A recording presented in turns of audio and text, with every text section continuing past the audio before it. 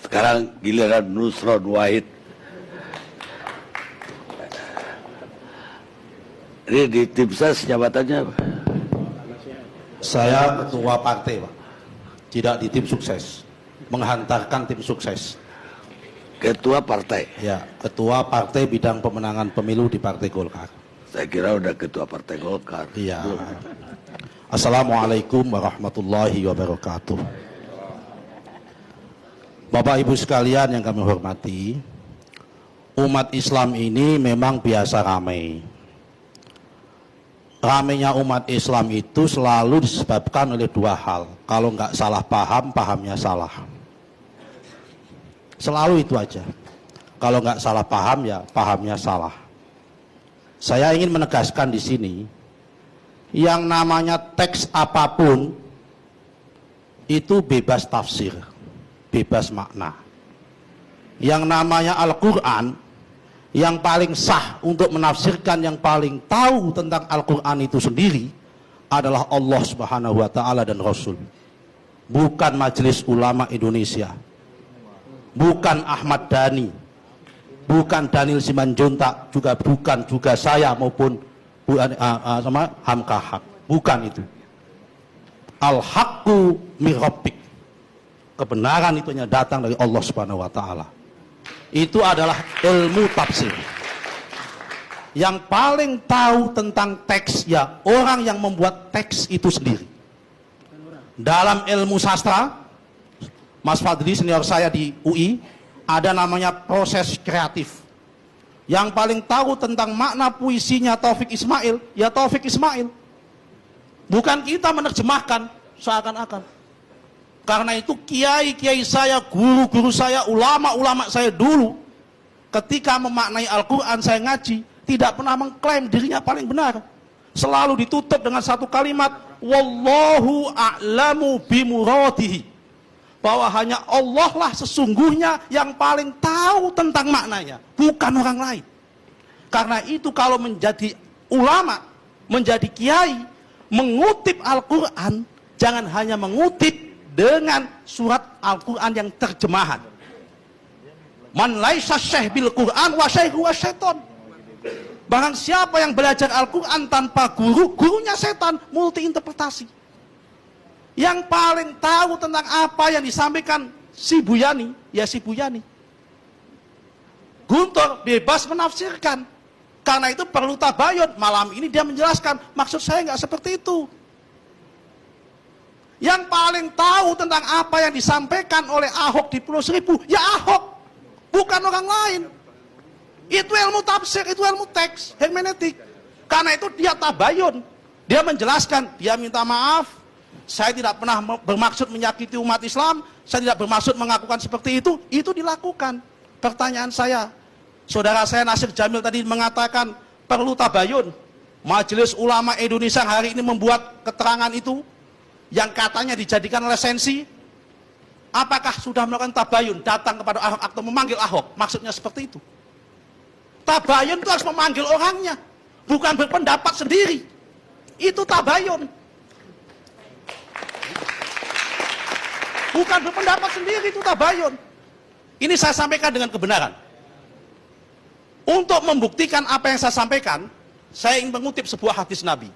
Nabi pernah mengatakan, khairul quruni qarni summal ladzina yalunahum summal ladzina yalunahum summal ladzina yalunahum. Sebaik-baiknya masaku pada masa Nabi Muhammad. Setelah itu masa sahabat.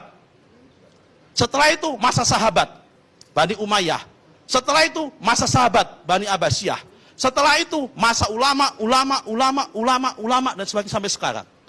Ini adalah mana derajat kebaikan. Saya ingin bertanya, sejarah membuktikan Pak Karni tidak ngarang. Pada abad Bani Abbasiyah, Khalifah Abbasiyah ke-16, Sultan Khalifah Al-Mu'tadid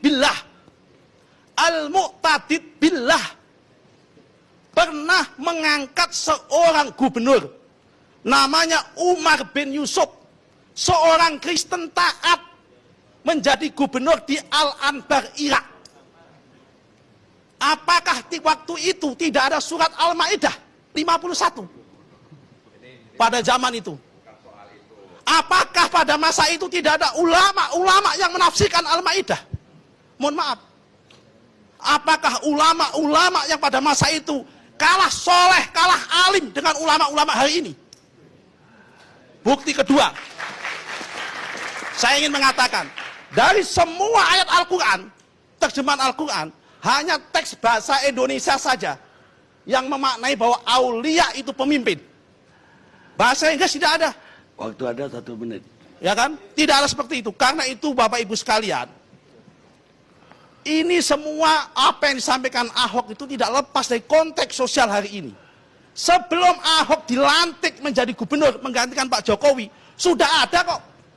Di ILC ini juga saya hadir. Yang mengatakan menolak Ahok jadi gubernur pada saat itu. Karena juga dengan ayat ini juga. Dan bahkan kemudian membuat gubernur tandingan. Saya ingin mengatakan, Indonesia ini negara Pancasila. Namanya negara Pancasila itu adalah hukum-hukum Islam, syariat Islam adalah harus kita hormati dalam konteks ranah privat. Tapi dalam konteks pengambilan keputusan ada konsensus bersama. Misakon golidon yang namanya Pancasila itu. Di dalam Pancasila sudah jelas Muslim, non-Muslim boleh menjadi pemimpin, boleh menjadi apapun. Karena itu Bapak sekalian, fakta mengatakan yang menggunakan ayat Al-Maidah untuk menolak Ahok hari ini di masjid-masjid itu ada. Jangan mengatakan tidak ada. Di YouTube ada. Nah, karena itu apa yang disampaikan Ahok sudah jelas. Dia menyampaikan tabayun bahwa apa yang disampaikan itu tidak bermaksud melecehkan maupun menistakan Al-Quran, apalagi umat Islam, apalagi agama Islam. Tidak bermaksud seperti itu. Itu jelas. Yang paling tahu tentang omongan Ahok, ya Ahok sendiri. Yang paling tahu tentang Al-Quran, yang paling tahu tentang Al-Quran, ya Allah Subhanahu wa Ta'ala. Ya, itu udah yang ada. paling tahu tentang si Buyani, ya si Buyani itu sendiri. Itu udah ada sebutkan tadi. Oke, karena itu sekalian, kalau kita ingin berpolitik sebagai negara Pancasila, ayo kita sepakat bersama-sama malam ini, hentikan penggunaan ayat-ayat untuk politik. Ayat Al-Maidah tidak ada kaitannya dengan politik. Ayat Al-Maidah multitafsir.